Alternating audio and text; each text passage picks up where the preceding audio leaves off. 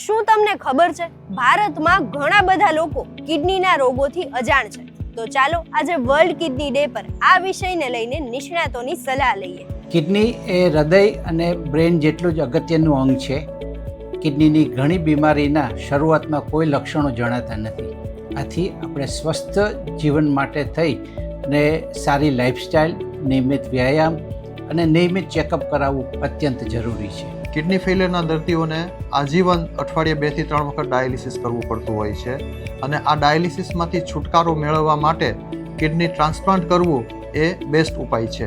જ્યારે બી બાળકોમાં પેશાબમાં વારવાર ચેપ લાગતા હોય કે શરીર ઉપર સોજા આવતા હોય તો તમારે પહેલા ધોરણે બાળકોના ડૉક્ટરની સલાહમાં જવું.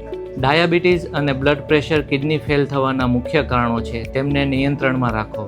વધુ પ્રમાણમાં મીઠું, ધૂમ્રપાન અને બિનજરૂરી દવાઓ કિડની માટે નુકસાનકારક છે. હવેના સમયમાં આધુનિક ટેકનોલોજી જેમ કે રોબોટિક સર્જરી વગેરેના ઉપયોગથી સારવાર વધુ અસરકારક, સુરક્ષિત અને ફાયદાકારક બની છે. પડખામાં દુખાવો થવો, પેશાબમાં બળતરા થવી, પેશાબમાં લોહી આવવું કે પેશાબની કોઈ તકલીફ હોય તો આ બધા માટે સમયસર સારવાર લેવી અત્યંત જરૂરી છે.